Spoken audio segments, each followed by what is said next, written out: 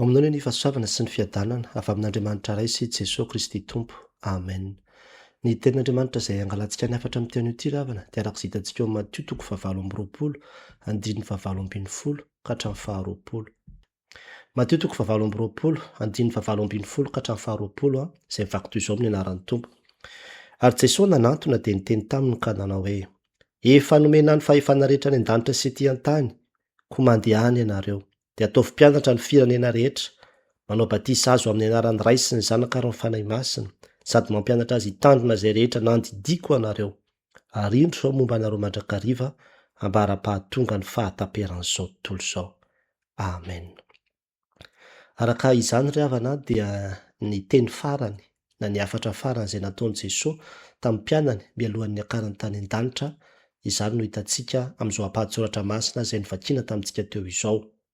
Ary famaritana telo no azontsika tsoahana avy amin'izany. Ka ny famaritana voalohany izay hitantsika eto dia izao hoe: efa nomena ny fahefana rehetra any an-danitra sy ety an-tany hoy Jesosy tamin'ny mpianany. Efa nomena ny fahefana rehetra any an-danitra sy ety an-tany hoy Jesosy tamin'ny mpianany.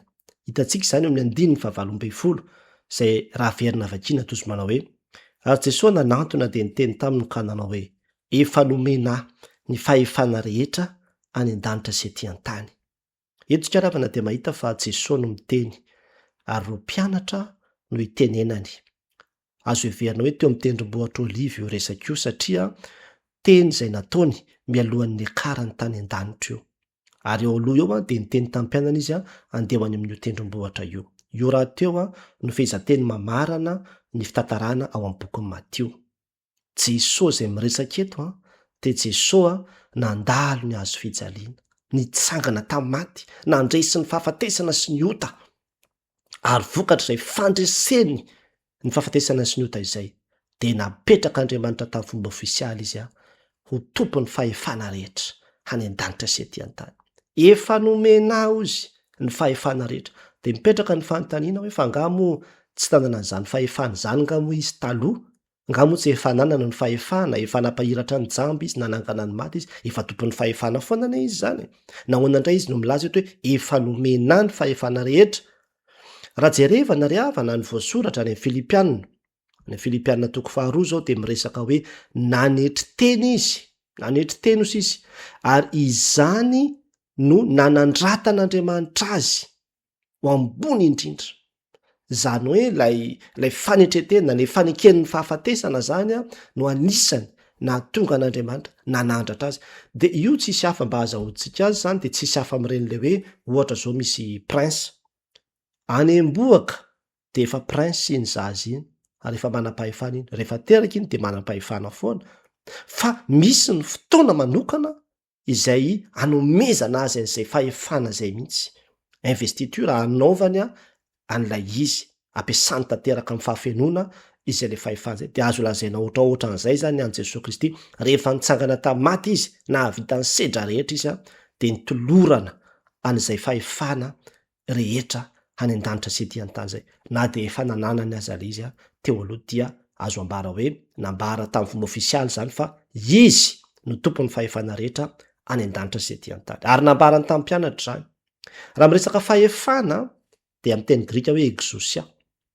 Ny tena dikany dia hoe fifehezana, fibaikoana, ary tafiditra ao anatin'izany satria hoe ny fahefana rehetra dia ny olona, ny biby, ny zava-manan'aina rehetra, ny zavatra rehetrarehetra, ny rafitra rehetrarehetra, ny rafitra ao anatin'izany, ny rafim-panjakana, ny rafim-piangonana, ny rafim-piarahamonina, ny saina, ny nofo, ny fanahy, izany rehetrarehetra zany dia azo ambara zany fa Jesosy no mandidy sy manapaka, manao izay baiko andidiny azy daholo ireo zavatra rehetrarehetra eo ambany fifehezany ireo, na ny any an-danitra ozy na ny ety ambonin'ny tany. Jesosy no tompon'ny fahefana rehetra. Inona ny lesona antsika tsoahana avy amin'izany ry havana? Ianao izay manana an' Jesosy ry havana dia lasa manam-pahefana koa ianao. Zany ny tena fifaliantsika izany. Indraindray tsika mieritreritra ny tenantsika hoe inona moa izay izaho? Tsinitsinona, kely sy bitika. Eo anatrehan'ireo manam-pahefan'ny tany izay miedinedina mihitsy mipetraka amin'ny seza voatokana sy ny toy izany. Tsia, manam-pahefana ianao. Ilay Jesosy izay tompon'ny fahefana rehetra anao anatinao. ary tsy misy manam-pahefana ambony noho ianao aza eto amin'ity zao tontolo zao ty raha tena zoina. Miaraka amin'i Jesosy Kristy isika de miara-manam-pahefana aminy Koa isika. Tahaka an'ireny hoe misy olona manam-pahefana de manambady izy, na de tsy nomena fahefana aza ny vadiny, miara-mipetraka aminy ao koa ny vadiny. De tahaka izany tsika amin'i Jesosy Kristy ravana. Raha miaraka aminy isika de hitady fa manam-pahefana isika miaraka amin'i Jesosy Kristy. Ary tsy tokony hatahotra isika. Ndraindray manko misy ihany hoe mosavy otrika sabotazy ozony sy ny sisa zay ataon'ny olona. Inona no atahoranao amin'izany? Manana ny fahefana rehetra Jesosy Kristy, tsy hampanjary izany zavatra rehetrarehetra zany aminao, ary tena tonony amin'ny anarany mihitsy ampiasao ny fahefan'i Jesosy Kristy, tapaky zany, ravo zany, tsy manjary zany amin'ny anaran'i Jesosy Kristy. De izay le fahefana ho hitanao fa omeny anao koa zay fahefana zay. Azy io ary indraindray tsika miditra birao aza de matahotra. Mba fantatro moa fa io patron anao io directeur, tale, superviseur, mpampianatra, tsy haiko zay anarany io. Mbola ny fahefan'i Jesosy Kristy io ny fahefana itenenany io sy anapahany io Manam-pahefana amin'io Jesosy Kristy ary afaka manala an'io izy na rapitso de rapitso ihany azy. Raha ilainy zany. Raha misy olona ve zao ataoko hoe zanaka misy entreprise anankiray zany de manan-janaka izy. De le zanany io zany no le dadany zany no directeur général. De ianao ve de mieritreritra fa io zanaky le directeur général io raha miditra amin'ny entreprise na iresaka amin'ny directeur tsotra na iresaka amin'ny ohatra directeur commercial na iresaka amin'ny superviseur de atahotra ve io? Tsy atahotra mihitsy satria fantany fa ny dadany ny tompony fahefana ambony indrindra ao anatin'ny orinasa io ary miedinedina sasa mihitsy io satria fantany resaka fahefana daholo ny mahatonga zany fahasahiana zany. Ary zany tsika kristianina. Ny fahafantarantsika fa Jesosy tompon'ny fahefana tsy mitanondrika ao anatrehan'izaniza zany tsika ravana. Tsy milavolefiny ao anatrehan'izaniza zany tsika. Ary tsy tokony matahotra isika. Manaja isika de manaja fa ny matahotra kosa tsy misy olona tokony atahorana satria Andriamanitra no lehibe noho ny olombelona. Mety marary ianao amin'izao fotoana izao. Manam-pahefana amin'ny vatanao izy. Manam-pahefana amin'ny vatanao izy. Fantatrao fa nisy malemy ao anatin'ny soratra masonao zay nisotraniny. Misy olona nararana ritran-drombiny 10 taona tao izay nisotraniny. Be de be ny fanasitranana nataon'i Jesosy satria manam-pahefana izy. Ka ianao koa manana fahatokiana azy. Manana finoana azy. Miantehera aminy fa izy ny tena tompo ny fahefana rehetra. Aza miantehatra amin'ny dokotera sy ny volanananao fa miantehera amin'ilay manana ny fahefana hanasitrana anao. Manana olana ianao. Be de be indraindray ny olana amin'ny samboaravoaro amin'ny fiainantsika. Tena indraindray mitambatra mihitsy ny olana ao anatin'ny fotoana iray. Vizany sika. Jesosy le tompon'ny fahefana rehetra. Nampitsahatra ny tafio-drivotra tanatin'ny teny raim-bava-monja. Zany no miaraka aminao. Eo akaikinao eo izy amin'izao fotoana izao. Manana an'izany fahefana izany izy ary tsy miova ny fahefany. Afaka miteny mihitsy izy amin'ny olam-piainantsika hoe mangina mitsara. Fa matoy izy aloha mbola tsy miteny de mbola misy antony. Ho avy ny fotoana tsy maintsy itenenana fa matoky azy. Fa tsy hamelantsika irendrika zany izy. Ny fakapana havana, ny fahazaran-dratsy samihafa. Jesosy aneny manana fahefana. Manana fahefana iharo sy tahirentsika ao anatin'ireny izy. Nalaim-panahy ny tenany ary mahavonjy izay rehetra laim-panako izy. Zany ny ambaran'ny soratra masina. Ny fanontaniana mipetraka amikosa aminao ary zany de izao mino hery sy ny fahefan'i Jesosy Kristy ve ianao amin'ny zavatra rehetra, amin'ny olona rehetra, amin'ny rafitra rehetra. Mitaona anao ary havana amin'ny tian'io ty. Mba handray fampahirezana ao anatin'izany teny zany ka ilaza mihitsy hoe ay ve Jesosy mino ahafahanao ny fahefana sy ny hery rehetra. Matoky ianao Angatao ny fanahy masina nanokatra ny saintsika aizantsika mahatakatra izany famarinana lalina de lalina izany. Ny famarinana faharoa izay hitantsika tokoa nefa de izao hoe mandehana, ataovy mpianatra ny firenena rehetra ho Jesosy tamin'ny mpianany. Mandehana, ataovy mpianatra ny firenena rehetra ho Jesosy tamin'ny mpianany. Hitantsika indray zany eo ny 7:20 sy ny 20 tapany voalohany. Raha verina vakina tozy manao hoe komandehana ianareo de ataovy mpianatra ny firenena rehetra, manao batisa azy amin'ny anaran'ny Ray sy ny Zanaka ary ny Fanahy Masina sady mampianatra azy hitandrina izay rehetra nandidiko anareo. Eto tsika de mahita fa rehefa nanambara Jesosy fa azy ny fahefana rehetra de maniraka izy, mandehana ao izy. Zany aza mipetrapetraka manome asa ho anareo misy mission ampanaoviko anareo, irahako anareo izy izy a. Andeha eny am'izao tontolo zao, anao ny olona rehetra ho mpianatra. Ho mpianatra. Ny mpianatra de tsinony io fa disipla ihany ny dikan'io. Ataovy disipla ny firenena rehetra rehetra. Ny disipla moa de tsisa fa reo olona zay nanara dian'i Jesosy teny foana. Zany natao hoe disipla. Olona nofidiny de nanaraka azy teny foana. Ataovy mpanaraka. Zay zany mpanara-dia ny olona rehetra. Zany hoe raha dika amin'ny fomba fiteny am'izao fotoana zao de ataovy followers ako ny olona rehetra rehetra. Ka le followers am'izay fotoana zay de tena mianatra aminy. Zay nambariny ambany ao a. Ampianareo sy tandrina zay rehetra nandidiko anareo. Misy didy, misy fitsipika, misy fampianarana zay nomeny Jesosy andreto mpianatra reto zany a, de mila ampitaina. Apita amin'ny olona koa zany rehetra rehetra reny. Ary be de be io a. Zay rehetra ozy. Zany hoe tsy zavatra indray-mbava fotsiny zany no teneninao fa tena hoe misy zavatra be de be ka mitaky fotoana maharitra zany. Ary zay natao moa natao hoe fianarana.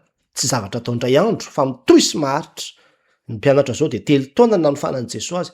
Maro anie zany ny zavatra voarainy tao anatin'izay 3 taona zay. De ireo zany no ampitainy ka asa 4 volana farafahakeliny na 4 taona koa no mbola tsy maintsy ampitany andreo amin'ny olona. Zay le baiko. Zavatra mitohy sy maharitra zany ny tanjona. Ary ny batisa zay ambara eto dia fampidirana le olona zany ho isan'ny amin'ny fomba ofisialy ho isan'ny mpianatra Jesosy koa. De matoa zany zavatra nambarany Jesosy any amin'ny farany afatra rehetra zay lazainy tamin'ny mpianatra zavatra sarobidy io.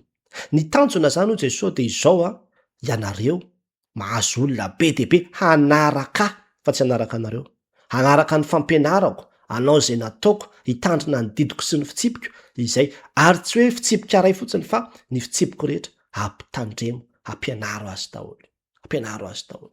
Inona ny lesona antsika tsoahana avy amin'izany ry havana? Manana diditsika ry havana. Na kristianina ianao, na fikambanana na fiangonana, ary tsy tokony hipetrapetraka isika. Manana asa goavana miandry isika ry havana. Kristianina angambany ianao, ao an-tokantranonao zao voalohany indrindra amin'izany.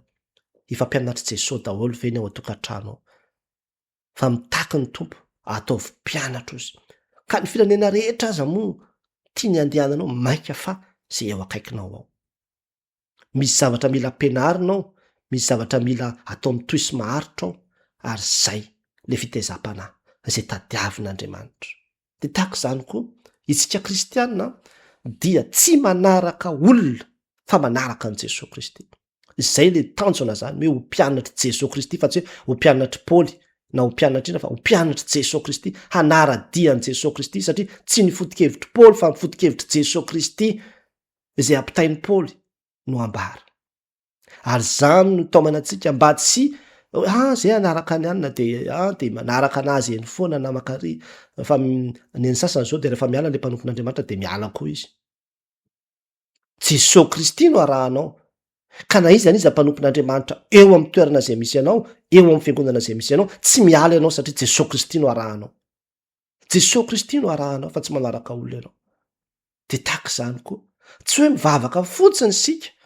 Indraindray manko zany ny tena olona mivavaka fotsiny le olona. Fa tsy tena hoe vonina hianatra. Hianatra hoe ahoana marina zany hoe fiainana kristianina zany. Ahoana zany hoe fiainana kristianina zany. Ny fiangonana ry havana de tena sehatra tokony ahafahany olona mahazo fampianarana mitohy sy maharitra. Ny mampalahelo manko de izao reo le fiangonana tsy ataoko hoe fiangonana koa rehefa reo le fikambanana antikristy izay mitory zavatra diso, reo ny tena mampianatra ny olona ao aminy.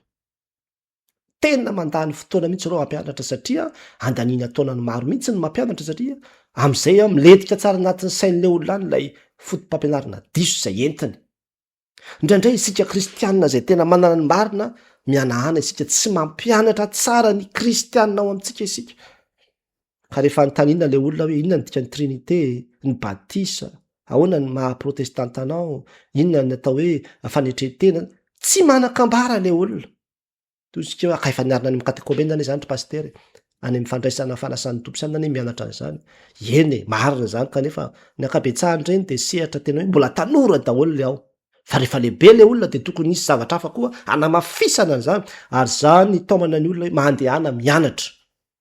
Raha mbola misy azonao ahafahana mianatra de mandehany mianatra mandrakariva ry havana, ary tsy mijanona mianatra sika satria be debe ny zavatra ianarina anatin'ny soratra masonao ary tsy mety lefy, tsy mety lany mihitsy. Any amin'ny fikambanana sy ny sapana samihafa any ataovy ezaka re ny fiarahana mandinika soratra masina, ny fianarana hoe ahoana moa ny toetran'i Jesosy Kristy, ahoana ny fomban'i Jesosy Kristy, ahoana ny leadership an'i Jesosy Kristy. Inona ny nataony de andao ampiaritsika zany, andao itsika atao fomba-pisainana eny amin'ny fiarahamonina zany. Zany le hoe manao mpianatra ny firenena rehetra. Zany le hoe manao mpianatra, mampianatra azy ozy izy hitandrina zay rehetra nandidiko anareo. Nomeny Jesosy fahefana isika. Miaraka aminy de manam-pahefana, fa le fahefana hoenti maninona? Hoenti miasa, hoenti mampianatra. Fa tsy hoe fahefana idivana fotsiny ilay izy rehefa tonga eo amin'izay tsy manao ninina akory. Nasa mitady tombontsoa fotsiny, mitady dera sy laza fotsiny, tsy a. Fa tena hitarika ny olona ho ao amin'i Jesosy Kristy. Izany ny tena tanjona, zany ny mission ampanaovan'i Jesosy Kristy andreto mpianatra eto. Ny formation zay meny Jesosy amin'ny mpianatra de formation de formateur. Mbo lasa formateur nareo de ataovy ho tahaka izay nataoko ny olona rehetra hanaraka ihany koa. Ny fanontaniana mipetraka amiko sy aminao zany de izao hoe efa mpianatra Jesosy tokoa ve ianao? Mianatra aminy ve ianao? Mitandrina zay rehetra andidiny, mitaonanao ry havana. Tsy mbola tara fa matoa ianao mbola mandray azo afatra zao, afaka tena miverina mianatra ianao. Ny mampalahelo manko indraindray zao, rehefa atsona ny fiofanana sy ny malaina ny olona. Vitsy ny olona anatrika an'izany. Fa raha hoe andao hijery baolina de feno ny terrain ary tsy atonina mihitsy aza. Any amin'ny zava-panahy lasa malaindaina ny olona, fa any amin'ny zavatra tsy ianina de feno hipoka mihitsy. Angatao ny fanahy masina ry havana, ampisy etaeta ao anatinao, etaeta hianatra. Hianatra amin'ny Jesosy, hitombo amin'ny Jesosy, ary tsy hanaraka fa tsy Jesosy sika. Ny famaritana farany de izao, momba anareo mandrakariva ho Jesosy tamin'ny mpianany. Momba anareo mandrakariva aho ho Jesosy tamin'ny mpianany. Hitantsika izany amin'ny andininy faharoapolo tapany faharoa. Arindro zao momba anareo mandrakariva ambara-pahatonga ny fahataperana zao tontolo zao. Eto ravana de hitantsika fa manome toky Jesosy ny mpianany. Eny andefa anareo maniraka anareo hatrany amin'izao tontolo zao. Lavitra ane zany, kanefa de zao izy. Tsy mora ny asa. Efa nisy fotoana izy nilaza hoe indro maniraka anareo sy tahaka ny zanak'ondry eo ampovoan'ny ambodi, kanefa de zao. Aza matahotra fa zaho momba anareo miaraka aminareo aho izy. Miaraka aminareo ary tsy mafona mandao anareo mihitsy. Ny dikan'ity hoe momba ty ry havana de zao hoe manampy, miaro io, mahita io, manatrika io, manohana koa ny dikan'izany, miandany. Zany ny dikany hoe momba anareo ka zany rehetrarehetra zany no ataoko ho Jesosy. Miarahako aminareo fa mamatsy koa izy. De izay zany le hoe tena zava-dehibe. Tsy mandeha irery ny mpianatra manatanteraka ny mission, fa tena miaraka amin'ny Jesosy. Afaka ny an'olo-tsaina azy izy. Azay no natoko azy nanome ny fanahany. Ny fanahy masina de fanahan'i Jesosy Kristy zay miaraka amin'ny olona. Ka io fanahan'i Jesosy Kristy no représentant an Jesosy Kristy ao anatiny, izay miaraka aminy isan'andro isan'andro. Ka ny fisian'ny fanahy masina anatin'ny olona zany de fa midika ihany zany hoe Jesosy Kristy ao anatin'ilay olona. Inona ny lesona antsika tsoahana avy amin'izany? Tsy mandeha irery ianao ry havana, fa miaraka amin'ny Jesosy ianao. Ny zava-doza amin'ny asa fitorana filazantsara ho le mpampianatra anay teny amin'ny toeram-panomanana de izao. Tsy hoe misy ny fahavalo, na tsy hoe marary ny mpanompon'Andriamanitra, na hoe lavitra ny toerana ifiasana, na hoe tsisy jiro sy tsisy rano. Fa ny zava-doza indrindra amin'ny fitorana filazantsara ozy de izao hoe mandeha amin'ny herin'ny tenany, fa tsy miankina amin'ny Jesosy Kristy, na tsy miaraka amin'ny Jesosy Kristy, ilay mpanompon'Andriamanitra. Ary zany mihitsy zava-dehibe io fiarahana amin'Andriamanitra io ry havana. Indraindray mety kivikivy ianao, ketraketraka ianao eo anatrehan'ny zava-misy samihafa. Aza mamoy fo fa eo ane Jesosy.